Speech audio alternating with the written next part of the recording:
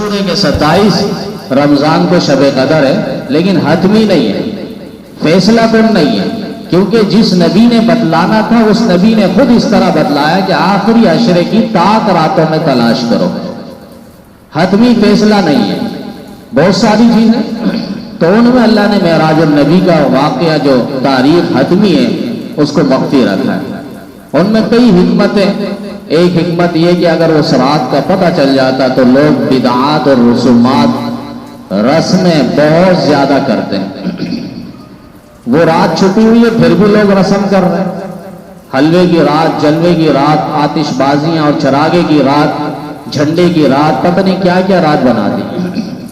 تو سرے 10 نبی علیہ السلام 7 آسمانوں کی سیر کرتے ہوئے بیت اللہ سے بیت المقدس پہنچے، بیت المقدس سے آسمان پر پہنچے، پھر آسمان پہ انبیاء کرام سے ملاقات ہوئی، 7ویں آسمان پہ حضرت ابراہیم خلیل اللہ علیہ السلام سے بیت المعمور میں اس طرح ٹیک لگائے ہوئے تھے، مرحبا مرحبا بابن صالح، میرا نیک بیٹا آ گیا ہے۔ کھڑے ہو گئے ابراہیم علیہ السلام، جد الانبیاء، انبیاء کے دادا، 10,000 انبیاء کرام کے دادا حضرت ابراہیم علیہ السلام، ان کے سلسلے سے حضرت اسحاق علیہ السلام اور حضرت اسماعیل علیہ السلام، حضرت ابراہیم علیہ السلام کے لخت جگر ہیں، اور پھر اسحاق علیہ السلام کے بیٹے ہیں یعقوب علیہ السلام، یعقوب علیہ السلام کے بیٹے ہیں یوسف علیہ السلام۔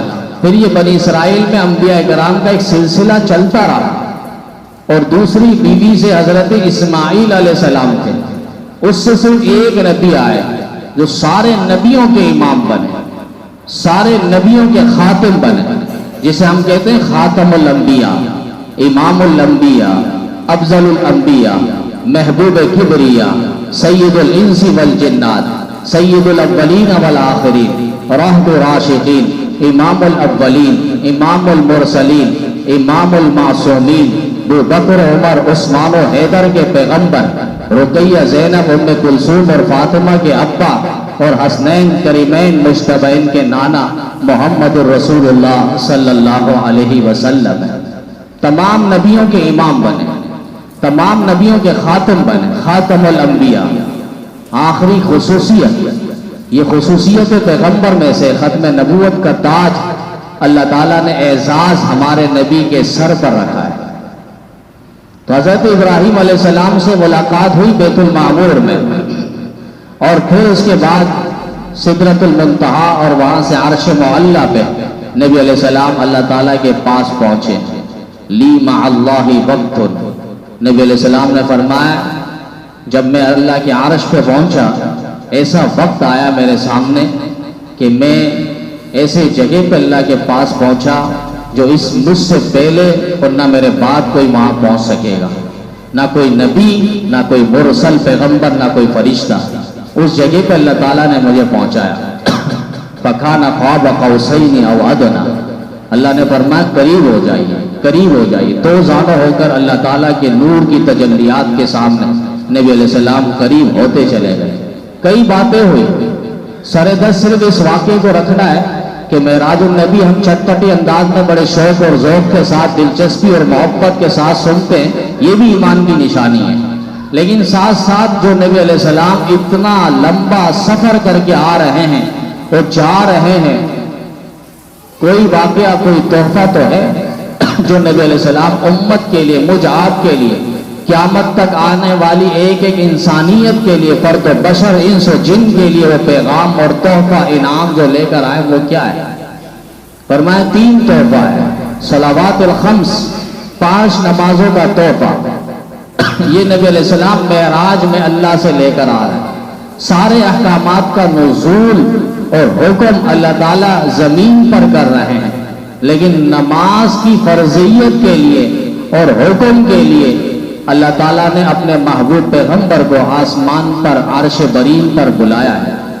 5 نمازوں کا تحفہ، یہ معراج النبی، نبی علیہ السلام کی معراج میں امت کے لیے ایک تحفہ ہے۔ دوسرے نمبر میں فرمائیں کہ جو دوسرا تحفہ ہے وہ خواتیم سورۃ البقرہ، سورہ بقرہ جو قرآن کریم میں سب سے بڑی سورت ہے، اس کے آخر میں جو 2 آیتیں ہیں، فرمایا یہ 2 آیت امت کے لیے تحفہ ہے، اور اس کے بعد ایک اور تحفہ کل قیامت کے دن، فرمایا غفر لمن لم یشرک باللہ، جو اللہ کی ذات و صفات کے ساتھ کسی میں شریک، کسی مخلوق کو اللہ کی ذات و صفات میں شریک نہ کرے، یعنی مشرک نہ ہو، تو ان کی اللہ تعالیٰ مغفرت فرما دیں گے۔ یہ 3 تحفے لے کر آئے۔ وخواتیم سورۃ البقرہ، یہ سورہ بقرہ کی آخری 2 آیتیں، حدیث پاک کے اندر جس کا مفہوم ہے، فرمایا یہ 2 آیتیں کوئی پڑھ لے، ہر آفات اور بلیات سے اللہ تعالیٰ اسے بچائیں گے، ہر آفات سے۔ حضرت عمر فاروق رضی اللہ تعالیٰ عنہ فرمایا کرتے تھے یہ 2 آیتیں رات کو پڑھ لو، پھر تمہارے لیے کافی ہے، تمہارے لیے بس کافی ہے۔ کافی کا معنی یعنی رات کو ناپسندیدہ واقعات، خیالات اور خوابات وہ نہیں آئیں گے۔ ناپسند کافی سے مراد فرمائیں کہ قیام اللیل، یعنی رات بھر آپ سو رہے ہیں لیکن آپ کو نفل عبادات کے برابر آپ کو ثواب ملتا رہے گا، یعنی یہ آیتیں پڑھ لینا آپ کے لیے کافی ہے، قیام اللیل کے برابر۔ فرمائیں یہ سورۃ بقرہ کی جو 2 آیتیں ہیں، اس کا پڑھنا برکت ہے اور اس کو چھوڑنا حسرت ہے۔ حسرت معنی بد نصیبی ہے۔ اور اسی طریقے سے فرمائیں کہ اللہ تعالیٰ کے عرش کے نیچے 2 خزانے، یہ 2 آیتیں اللہ تعالیٰ کے عرش کے نیچے 2 خزانے اور جادو وغیرہ سے بھی حفاظت کے لیے بہترین مجرب عمل ہے۔ علامہ قرطبی رحمۃ اللہ علیہ نے تفسیر قرطبی کے اندر لکھا ہے کہ جو 2 آیتیں پڑھ لیں سورہ بقرہ کی آخری 2 آیتیں، آمن الرسول بما انزل الیہ من ربہ والمؤمنون، تو یہ کلمات کا بڑا ایک زور اور پاور ہوتا ہے۔ کعب بن احبار رضی اللہ تعالیٰ عنہ فرمایا کرتے تھے میں ایسے کلمات پڑھتا ہوں، لولا اقولہن لجعلتنی الحمار یہودا، اگر میں یہ کلمات نہ پڑھتا تو مجھے یہود جو ہے جادو کے زور پہ گدھا بنا دیتے، یعنی پاگل بنا دیتے۔ وہ کلمات پھر اعوذ بکلمات اللہ التامات من شر ما خلق وزرع وبرع، یعنی لمبی ایک فہرست سے دعا کی، مختصر ہے 2-4 لائنوں پہ، تو وہ دعا پڑھا کرتے تھے۔ تو ہم بھی کوشش کریں، مختصر عمل ہے، یعنی سورہ فاتحہ، ہر شخص کو سورہ فاتحہ آتی ہے، 4 کل ہے، 2 مرتبہ صبح پڑھ لیں، آیت الکرسی پڑھ لیں۔ فرمایا اعظم الآیات فی القرآن الکرسی، کہ سب سے معظم اور عظیم الشان آیت جو قرآن کریم کے اندر وہ آیت الکرسی ہے۔ اعظم السورہ فی القرآن سورۃ الفاتحہ، اور سب سے عظیم سورت فرمائے وہ سورہ فاتحہ ہے۔ اعظم الکتب القرآن، قرآن کریم عظمت والی کتاب، اس میں جو آیت ہے عظمت والی، ویسے تو سارے عظیم ہیں، جو اعظم ہے سب سے عظمت والی آیت وہ آیت الکرسی ہے، اور سب سے عظیم سورت فرمائے وہ سورۃ الفاتحہ ہے۔ تو یہ 2 آیتیں فرمائیں کہ یہ جادو وغیرہ سے حفاظت کے لیے۔ اسی طریقے سے ہم صبح اور شام کو یہ معمولات کر لیں، سورہ فاتحہ 4 کل، آیت الکرسی، بس اس کے بعد اس پر کوئی جادو وغیرہ اثر نہیں کرے گا۔ سارے جنات شیاطین پناہ مانگتے ہیں جہاں آیت الکرسی کا ورد ہو۔ اس پر کئی دفعہ واقعات رکھا گیا ہے کہ وہ واقعات کس طرح ہے اور وہ شیاطین کس طرح پناہ مانگتے ہیں جہاں پر آیت الکرسی کا ورد ہو اور پڑھا جائے۔ نبی علیہ السلام ایک موقع پہ تشریف فرما تھے، حضرت جبریل امین بھی آ گئے۔ اچانک باتوں کے دوران آواز آئی آسمان سے، جبریل نے نگاہ اٹھائی اور اس کے بعد نبی علیہ السلام نے فرمایا یہ آواز کیسی ہے؟ تو جبریل نے فرمایا آقا لم یفتح قط الا اليوم، یعنی یہ جو آسمان پہ آواز آئی ہے یہ ایک دروازہ کھلا ہے، جب سے یہ دروازہ بنا تھا اب تک یہ دروازہ کھلا نہیں تھا، آج یہ دروازہ کھلا ہے۔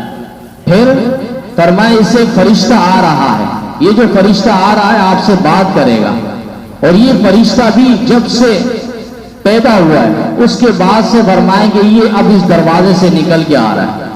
نبی علیہ السلام کو خوشخبری دے رہے ہیں وہ فرشتہ آ کر، کیا کہا؟ آپ کو مبارک ہو، خوشخبری ہو کہ اللہ تعالیٰ نے آپ کو 2 نور عطا کیے، ایک سورۃ الفاتحہ کا نور اور ایک نور فرمائے یہ سورہ بقرہ کی جو 2 آیتیں ہیں، فرمائے یہ دو نور میں سے ایک نور ہے۔ سورۃ الفاتحہ پورے قرآن کریم کا خلاصہ، نچوڑ اور لب لباب ہے۔ فرمائیں کہ مومن بندہ نماز پڑھتا ہے الحمدللہ رب العالمین، اللہ تعالیٰ سے ایک لحاظ سے مناجات کر رہا ہوتا ہے، باتیں کر رہا ہوتا ہے، سرگوشیاں کر رہا ہوتا ہے، الحمدللہ رب العالمین۔ یہاں مومن بندہ نماز میں کہتا ہے، اللہ تعالیٰ کہتا ہے حمدنی عبدی، میرے بندے نے میری تعریف کی۔ الرحمن الرحیم، اللہ کہتا ہے مجدنی عبدی، میرے بندے نے میری بزرگی بیان کی۔ مالک یوم الدین کہتا ہے، اللہ تعالیٰ کہتا ہے اسنا علی عبدی، میرے بندے نے میری مدح، حمد و ثنا، کبریائی اور بڑائی، تعریف اور توصیف کی ہے۔ پھر یہ بندہ کہتا ہے ایاک نعبد و ایاک نستعین، اللہ تعالیٰ کہتا ہے ھذا ما بینی و بین عبدی، یہ میرے اور میرے بندے کے درمیان ایک راز کی بات ہے کہ یہ میری ہی عبادت کرتا ہے، یہ کہہ رہا ہے، اور مجھ ہی سے مدد مانگتا ہے۔ پھر اہدنا الصراط المستقیم کہتا ہے تو اللہ تعالیٰ کہتا ہے یہ سب کچھ میرے بندے تیرے لیے، جو تو مانگے گا تجھے عطا کیا جائے گا۔ یہ سورۃ الفاتحہ، اس کے اندر توحید ہے، اس کے اندر میعاد ہے، قیامت کا ذکر، مبدأ ہے پیدائش کا، الحمدللہ رب العالمین، تمام تعریف اس اللہ کے لیے رب العالمین جو جہانوں کا پالن ہار ہے، پورے جہانوں کو پالنے والا ہے، پرورش کرنے والا ہے، غذا اور طعام اور کھانا پہنچانے والا ہے، الحمدللہ رب العالمین۔ پورے قرآن کا خلاصہ سورہ فاتحہ، اور سورہ فاتحہ کا خلاصہ فرمایا ایاک نعبد و ایاک نستعین۔ ہمارے عمران خان صاحب وہ بھی اکثر اپنے خطابات بیانات کے اندر یہی آیت دہراتے ہیں بیچارے، ایاک نعبد و ایاک نستعین۔ اعوذ باللہ شروع کریں گے، بسم اللہ، اس کے بعد ایاک نعبد و ایاک نستعین، ہم تیری ہی عبادت کرتے اللہ اور تجھ ہی سے مدد مانگتے ہیں۔ اب یہ 3 سال یہ قوم دیکھ چکی ہے یہ کیا کر رہا ہے، کس کے اشارے پہ یہ آیت ہے، بیچارہ آ کے پھنس گیا۔ موت پر دستخط ہوتی ہے نا، اپنے طرف سے کچھ بات کرنی نہیں ہے۔ جیسے میں اکثر کہا کرتا ہوں، شاپنگ مال پہ آپ جائیں گے، ایک پتلا کھڑا ہوتا ہے، اس کو کپڑے پہنا کر، اب وہ پتلا آپ سے بات نہیں کرے گا۔ اس پتلے کو کھڑا کرنے کا مقصد یہ ہوتا ہے کہ آپ کو کپڑے کا ڈیزائننگ دکھانا ہے، کپڑے کا سائز دکھانا ہے، کپڑے کی فٹنگ دکھانی ہے، بس اس کے علاوہ اور کوئی کام نہیں ہے، پتلے نے کوئی بات نہیں کرنی۔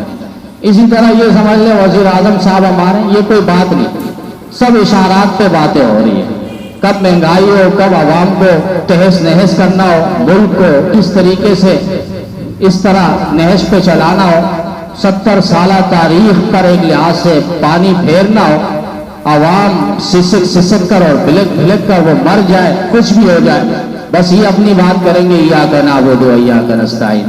ریاست مدینہ بنانا ہے، نام کتنا مبارک ہے، کوئی بھی جال ڈالے گا نا بہترین انداز میں، کبوتر یا کسی کو بھی شکار کرنے کے لیے پہلے دانے ڈالتے ہیں، پھر اس کے بعد جال ڈالا جاتا ہے۔ مجھ آپ کو گرفتار کرنے کے لیے ایک جھال بچھائے گیا، ایاک نعبد و ایاک نستعین، ریاست مدینہ۔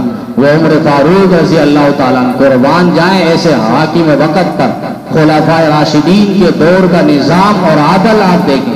کہا دجلہ فرات پہ کتا بھوکا پیاسا مر جائے، عمر تجھ سے پوچھ ہوگی کل قیامت کے دن۔ جا رہے ہیں راتوں کو گشت کر رہے ہیں، 22 لاکھ مربع میل کا حاکم اور جنرل، ایسا پاکستان 8 آ جائے 8، اتنا بڑی جگہ کے اندر عمر فاروق تنہا رات کو گشت کر رہے ہیں، راتوں کو گشت کر رہے ہیں، بچے کی رونے کی آواز آ رہی ہے، کہا یہ رو کیوں رہا ہے، کھلانے کو کچھ نہیں ہے، اچھا اگر بندوبست ہو جائے تو اچھی بات ہے۔ یہاں سے عمر فاروق رضی اللہ تعالیٰ بیت المال گئے اور ساری چیزیں، آٹا، گیہوں، دودھ، کھجور، یہ سارا انہوں نے بوری پہ ڈالی اور لینے کے بعد غلام کو کہا اس کو میرے کندھے پہ رکھ دو۔ غلام نے کہا ہم حاضر ہیں، کہا نہیں کل قیامت کے دن کیا تم میرا بوجھ اٹھاؤ گے، آج عمر کے کندھے پہ رکھ دو۔ 22 لاکھ مربع میل کا حاکم اور جنرل، ایسی حکمرانی انہوں نے کی ہے، صرف گفتار کے غازی نہیں تھے، یہ کردار کے غازی تھے، کردار دکھا کر انہوں نے بیت المقدس کو فتح کیا۔ جب یہیں سے مدینہ طیبہ سے نکلے، ایک غلام اسلم کو ساتھ لے کر نکلے، اور جب وہاں پہنچے تو بڑے بڑے صحابہ آ گئے۔ امیر المؤمنین لباس چینج کر دیں، بڑے بڑے شاہان اور بڑے بڑے یہود کے کبار علماء بیٹھے ہیں، لہذا ان کی مجلس پہ جانا ہے، تھوڑا آپ وقار کے ساتھ جائیں۔ ٹھیک ہے، لباس دے دو، لباس پہن لیا گیا۔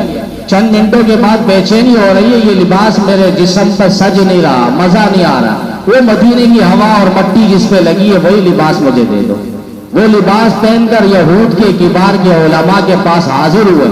یہود کے علماء توریت کھول کر بیٹھے اور دیکھ رہے ہیں کہ ان کا کردار کیسا ہے۔ کہا عمر آ تو گئے ہو، ہماری کتاب میں لکھا ہے کہ جس کے جسم پر کپڑوں پر 17 پیون لگے ہوں گے وہ بیت المقدس کو فتح کرے گا، لہذا آپ کے پاس کپڑے میں ہم نے گنا ہے 16 پیون ہے۔ حضرت عمر نے ہاتھ اٹھا کر دکھایا، کہا ایک پیون ادھر بھی گن لو۔ کہا 17 پیون لگے، ہماری کتاب میں لکھا ہے اگر ان کے ساتھ تم لڑو گے تو موت کو دعوت دو گے، یہ لو چابی تمہارے قدموں میں ہم ڈالتے ہیں۔ یہ گفتار کے غازی نہیں تھے، کردار کے غازی تھے، ایسے حکمران تھے۔ مسٹر جیون گاندھی جی نے بھی کہا تھا اگر تم ہندوستان میں، بھارت پہ، انڈیا پہ امن چاہتے ہو، اس وقت کے اجلاس میں انہوں نے کہا تھا کہ اگر تم چاہتے ہو تو ان جیسا نظام اور عدل اور پیغام اور تعلیمات کو لے کر آ جاؤ تو ہر شخص امن و سکون کے ساتھ زندگی بسر کرے گا۔ یہ سورۃ الفاتحہ، ریاست مدینہ، ایاک نعبد و ایاک نستعین، صرف لفاظی نہ ہو، عملی طور پر بھی ہو کہ ہم اللہ تیری ہی عبادت کرتے ہیں اور تجھے ہی سے مدد مانگتے ہیں۔ اس جبین نیاز کو، سجدے والی جگہ کو، سر کو ہم تیرے در پر اور در پر جھکائیں گے، یہ کسی اور کے در اور در پہ جھکے گا نہیں، یہ سر صرف ایک ہی در کے لیے۔ وَأَنَّ الْمَسَاجِدَ لِلَّهِ فَلَا تَدْعُوا مَعَ اللَّهِ أَحَدًا، مسجد اللہ کی ہے اور اسی کے لیے فرمایا، اس کے علاوہ کسی اور کو نہیں پکارا جائے گا۔ سورۃ الفاتحہ بڑی عظیم و شان سورت ہے، اور فرمائے کہ اس کے کئی نام ہیں، سورۃ الدعاء، سورۃ الشکر، سورۃ الکافیہ، سورۃ الواقیہ، سورۃ ام الکتاب، سورۃ فاتحۃ الکتاب، کئی نام ہیں۔ 3 آیتوں میں تو فرمائے کہ اللہ کی حمد و ثنا ہے، اور آخر کی 3 آیتیں فرمائے کہ انسان مومن بندہ اللہ تعالیٰ سے دعا کرتا ہے اور درخواست کرتا ہے، اور آخر میں فرمایا درمیان پہ جو ہے وہ اللہ اور بندے کے درمیان، مومن نمازی کے درمیان فرمائے کہ ایک راز کی بات ہے، وہی آیت ایاک نعبد و ایاک نستعین۔ سورۃ الفاتحہ شفاء من کل داء، تمام بیماریوں کا علاج ہے، موت کے علاوہ تمام بیماریوں کا علاج ہے۔ اس کو پڑھنے کا ایک طریقہ یوں کر لیا جائے کہ اعوذ باللہ من الشیطان الرجیم الگ پڑھیں، پھر اس کے بعد بسم اللہ الرحمن الرحیم الحمد للہ رب العالمین، اور اس طریقے سے پوری سورت پڑھ لیں۔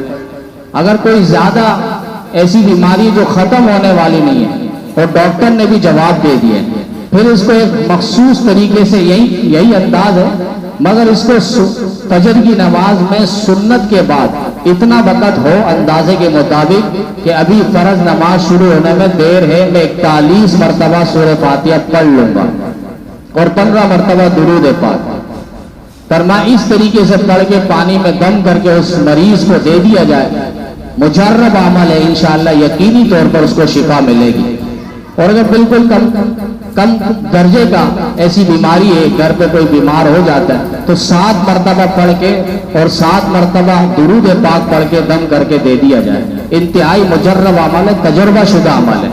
اعوذ باللہ من الشیطان الرجیم بسم اللہ الرحمن الرحیم الحمد للہ رب العالمین الرحمن الرحیم مالک یوم الدین، پوری صورت اس طرح کر کے ہر صورت کے شروع میں بسم اللہ الرحمن الرحیم الحمد للہ رب العالمین کر کے پڑھنا ہے 7 مرتبہ طاق عدد میں۔ اور حدیث میں یہاں تک فرمایا لا صلاۃ الا بفاتحۃ الکتاب، اس کی نماز نہیں جو سورہ فاتحہ نہ پڑھے، یعنی نماز میں سورہ فاتحہ کا پڑھنا یہ واجب ہے۔ سنتوں کے اندر چاروں رکعتوں میں، نوافل ہو کوئی 4 رکعت پڑھ رہا ہے تو 4 رکعتوں میں سورہ فاتحہ کا پڑھنا یہ واجب ہے۔ اسی طریقے سے واجبات ہے، کوئی منت وغیرہ مانی ہے کہ میں 4 رکعت پڑھوں گا اگر میرا یہ کام ہو جائے، تو اس میں بھی فرمایا چاروں رکعتوں میں سورہ فاتحہ کا پڑھنا یہ واجب ہے. باقی فرائض جو اگر کسی کی 4 رکعت نماز عصر کی یا ظہر کی یا عشاء کی رہ جاتی، فرمایا کہ اب اس کے لیے یہ حکم ہے کہ پہلی 2 رکعتوں میں سورہ فاتحہ کا پڑھنا یہ واجب ہے، اور باقی آخر کی 2 رکعتوں میں سورہ فاتحہ کا پڑھنا یہ مستحب عمل ہے. پڑھے گا تو اسے ثواب ملے گا، اگر غلطی سے رہ جائے یا چھوڑ دے تو سجدہ سہو اس پر واجب نہیں ہے، نماز ہو جائے گی. یہ فرائض کے اندر ہے. سنتوں کے اندر، نوافل کے اندر، واجبات کے اندر 4 رکعتوں میں سورہ فاتحہ کا پڑھنا یہ واجب ہے. اب ایک شخص نے مجھے پرچی دی، لا صلاۃ الا بفاتحۃ الکتاب، نماز نہیں ہوگی اس کی جو سورہ فاتحہ نہ پڑھے. ہم نے کہا پرچی کا مقصد اور مطلب کیا ہے؟ یعنی یہ بتلانا چاہتے ہو کہ امام کے پیچھے بھی کھڑے ہو کر سورہ فاتحہ پڑھے؟ تو قرآن کریم کے اندر تو اللہ تعالیٰ نے کہا ہے وَإِذَا قَرَأْتَ وَإِذَا قُرِئَ الْقُرْآنُ فَاسْتَمِعُوا لَهُ وَأَنصِتُوا لَعَلَّكُمْ تُرْحَمُونَ. جب قرآن پڑھا جائے تو خاموش ہو کے توجہ کے ساتھ اس قرآن کو سنو، لَعَلَّكُمْ تُرْحَمُونَ، تاکہ تم پر رحم کیا جائے. یہ تو قرآن کریم کی مدلل آیت ہے کہ قرآن پڑھا جائے تو خاموش ہو کے سنو. دوسری حدیث ہے من کان لہ امام فقراءۃ الامام لہ قراءۃ، جس کا امام ہو تو امام کی قراءت مقتدیوں کی قراءت ہوتی ہے. امام کی قراءت مقتدیوں کی قراءت ہوتی ہے. ایک شخص ڈرائیونگ کرتا ہے بس میں اگر کوئی ڈرائیور ایک ہی ہوتا ہے، باقی سارے پیسنجر ہیں وہ پیچھے بیٹھیں گے. یہ نہیں کہ وہ کہیں گے بھائی ہم نے بھی کرایہ دیا لہذا ہمیں بھی ہینڈل پکڑواؤ، ہمیں بھی پینڈل دو، ہمیں بھی گیئر دو، کلچ دو.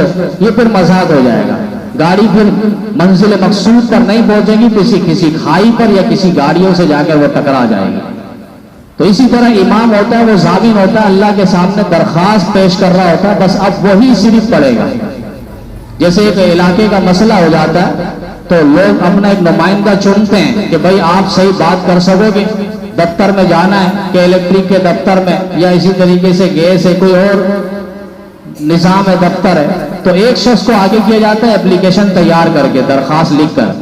آگے جا کے وہ ایک شخص بات کر رہا ہوتا ہے، باقی پیچھے لوگ عوام ہوتی ہے ساتھ.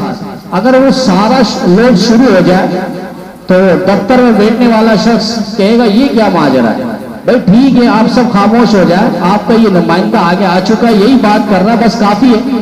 یہ جو بات کر رہا ہے وہی مسئلہ آپ لوگوں کا ہے، لہٰذا آپ لوگ بات نہ کریں. یہی تسلی سے آسان سے جملہ یہ کہہ دیں گے، بس ہم دیکھ رہے ہیں.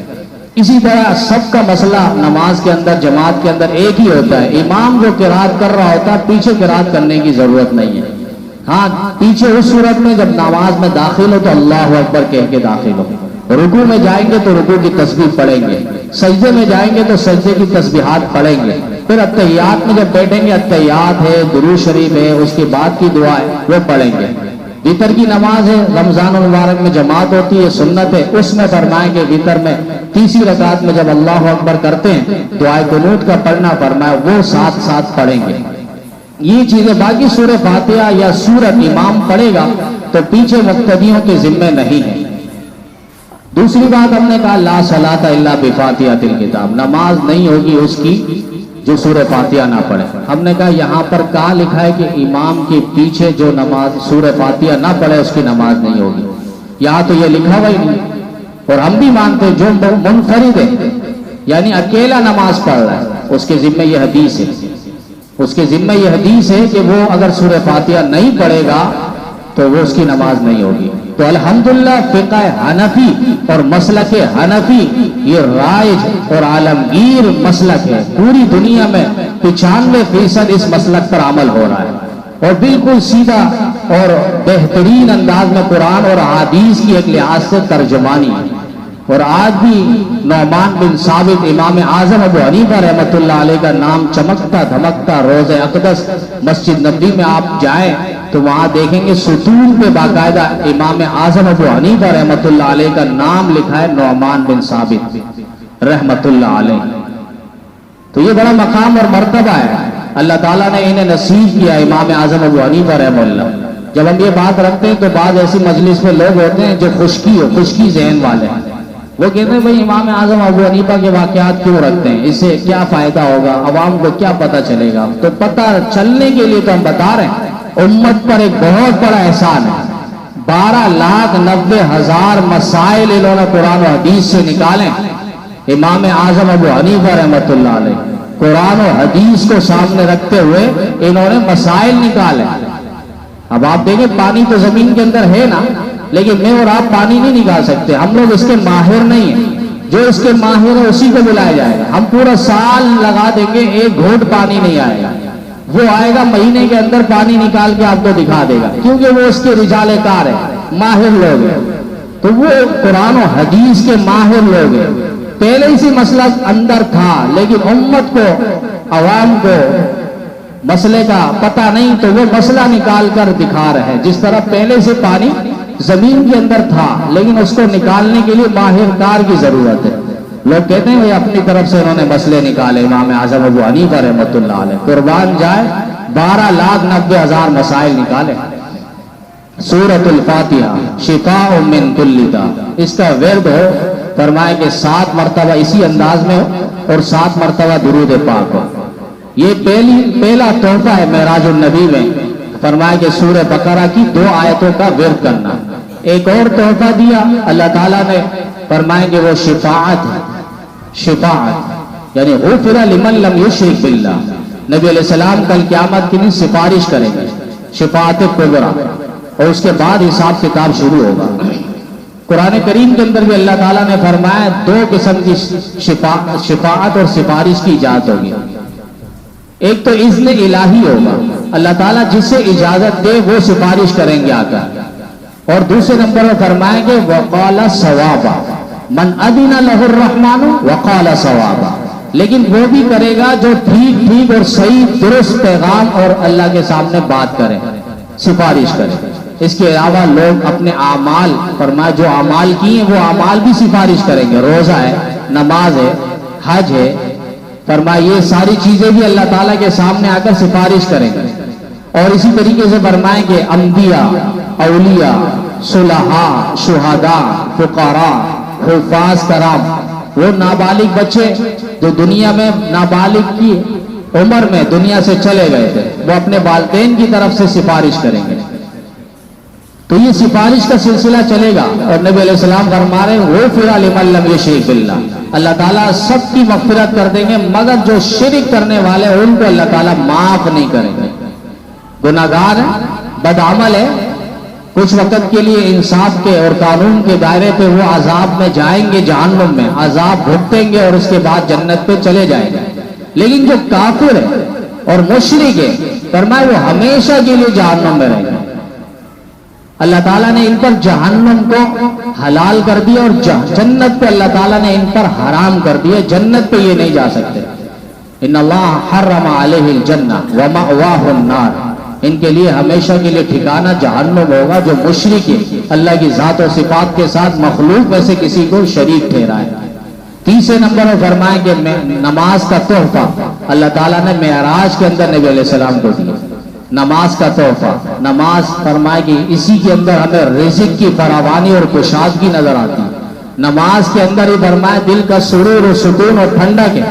نماز کے اندر ہی ہمیں ساری خوشیاں، بلائیاں، فوائد اور آثار نمایاں طور پر نظر آتے ہیں. نماز ہی کے اندر فرمائے یہ مومن کا معراج ہے. جس طرح نبی علیہ السلام جسم کے ساتھ اور روح کے ساتھ اللہ تعالیٰ کے پاس پہنچے، معراج ہوئی، فرمائے مومن کو 5 وقت نماز کا یہ تحفہ دے دیا کہ تم روح اور دل کے ساتھ معراج کرو. آقا تیری معراج کے تو لوح و قلم تک پہنچا اور میری معراج کے میں تیرے قدم تک پہنچا. حضرت عمر فاروق رضی اللہ تعالیٰ گورنروں کو خط لکھا کرتے تھے، تمہارا ہر کام سے اہم کام، اور فرمائیں کہ اہم کام اگر ہو تو وہ نماز ہو. نماز آ گئی، فرمائے اسی کو مقدم جانو، کسی اور کے پیچھے مت چلو. ساری پنچایتیں ایک طرف رکھ دو. امن ہو، جنگ ہو، خوشی ہو، غمی ہو، حضر ہو، سفر ہو، گھر ہو، باہر ہو، کہیں بھی ہو، نماز کا وقت آ جائے، فرمائے نماز کے لیے چڑھ دوڑو. نبی علیہ السلام کوئی بھی آفت ہو، طوفان ہو، فوراً نماز کی طرف لپکتے تھے. اور فرمائے کہ مومن اور کافر کے درمیان فرق کرنے والی چیز نماز ہے. یعنی جو نماز چھوڑ دے، فرمایا وہ کافر والا فعل اس نے کیا، کام کیا اس نے. جہاں دینی فائدہ ہے، دنیاوی فائدہ بھی. ہمارا جسم کا بھی نماز کے اندر ایک فائدہ ہے اور ایک تعلق ہے. کینیڈا کے اندر ایک مشہور واقعہ لکھا ہے. کینیڈا کے اندر ایک ڈاکٹر تھا, وہ کافر